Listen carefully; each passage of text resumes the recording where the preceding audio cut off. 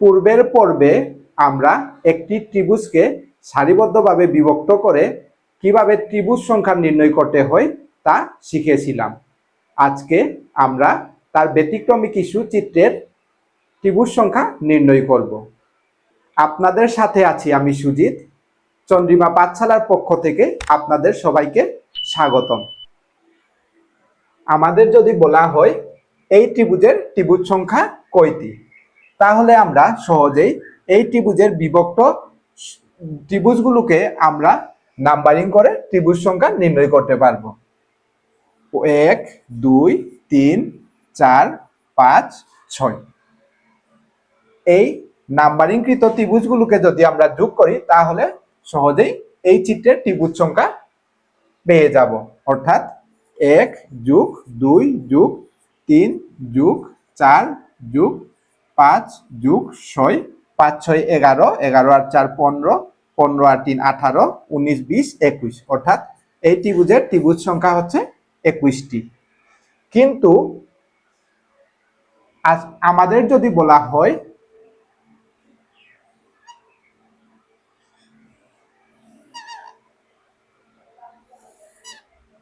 এ ধরনের ত্রিভুজের ত্রিভুজ সংখ্যা কয়টি, তাহলে কি আমরা সমাধান করতে পারবো? তাহলে চলুন আজকে এরকম ত্রিভুজের ত্রিভুজ সংখ্যা নির্ণয় করি। আমরা প্রথমে পূর্বের ক্লাসের মতো এই বিভক্ত অংশগুলোকে আমরা নাম্বারিং করব। তারপরে আমরা সেগুলোকে যোগ করে দেব, অর্থাৎ 21টি। এই দাগগুলো বাদে এই ত্রিভুজের ত্রিভুজ সংখ্যা হচ্ছে 21টি। এখন আমাদের চিন্তা করতে হবে এই দাগে ত্রিভুজ সংখ্যা কয়টি। মনে করেন এই দাগ আর এই দাগ নেই, তাহলে এই দাগে ত্রিভুজ সংখ্যা কয়টি? এই দাগের মধ্যে ত্রিভুজ সংখ্যা হচ্ছে, সেগুলোকে আবার আমরা নাম্বারিং করব। ঠিক যেভাবে আমরা এই বড় ত্রিভুজগুলোকে নাম্বারিং করেছিলাম, ঠিক একইভাবে আমরা এই ত্রিভুজের সংখ্যাগুলোকে নাম্বারিং করব। অর্থাৎ 1 2 3। আবার আমরা এই দাগের জন্য ত্রিভুজ সংখ্যা যোগ করে নির্ণয় করব। এই দাগের জন্য 1 যোগ 2 যোগ 3 সমান 3 2 5 6টি। আবার যদি ঠিক একই রকম আপনারা লক্ষ্য করবেন যে যদি এই দাগের মধ্যে এগুলো কিন্তু ত্রিভুজ নয়, তাই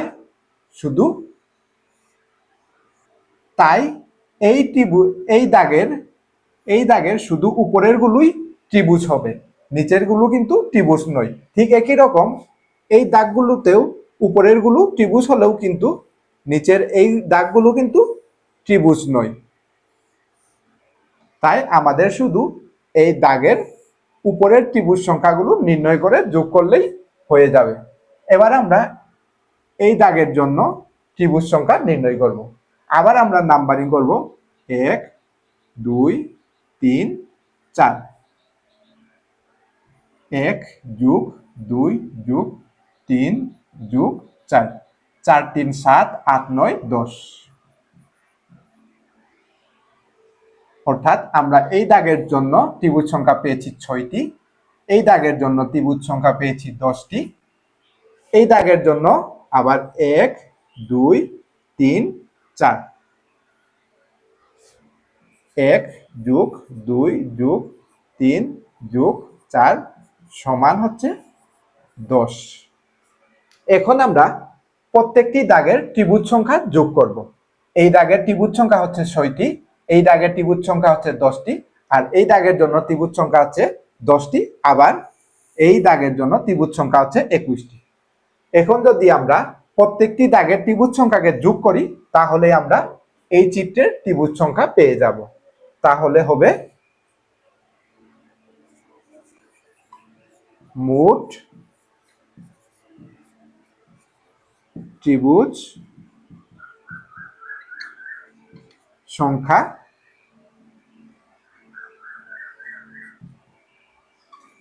21 যোগ 10 যোগ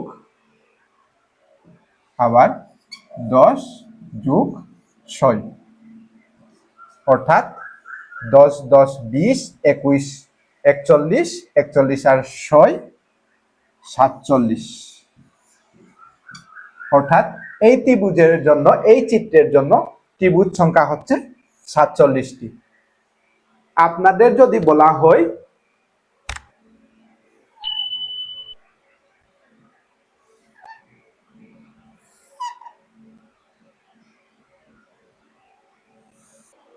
তারপরে এখন আমরা এই ত্রিভুজের ত্রিভুজ সংখ্যা নির্ণয় করব। এইখানে দেখেন প্রথমে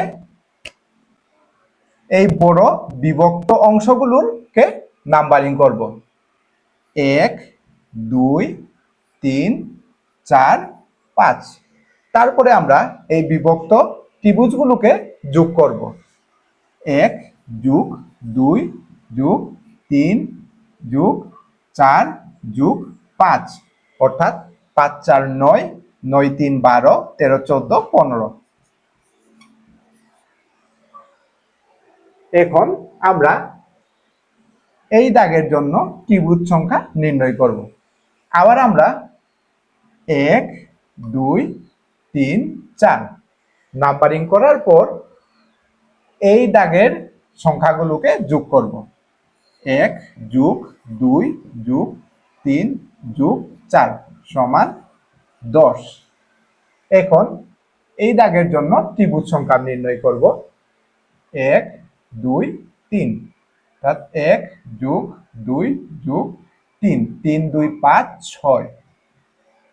আবার এই দাগের জন্য 1 2 1 যোগ 2 সমান 3। আবার এই দাগের জন্য 1 2 3 1 যোগ 2 যোগ 3 সমান 6। অর্থাৎ এখন আমরা যদি এই নির্ণয় করা সংখ্যাগুলোকে যোগ করি তাহলে আমরা এই ত্রিভুজের ত্রিভুজ সংখ্যা পেয়ে যাব। চলুন এখন আমরা যোগ করি 15 যোগ 10 যোগ 3 যোগ 6 যোগ 6। এইখানে 6 6 12 12 আর 3 15 15 আর 5 20 20 এর শূন্য হাতে 2 1 1 2 3 4 অর্থাৎ 40টি। এই ত্রিভুজের ত্রিভুজ সংখ্যা হচ্ছে 40টি।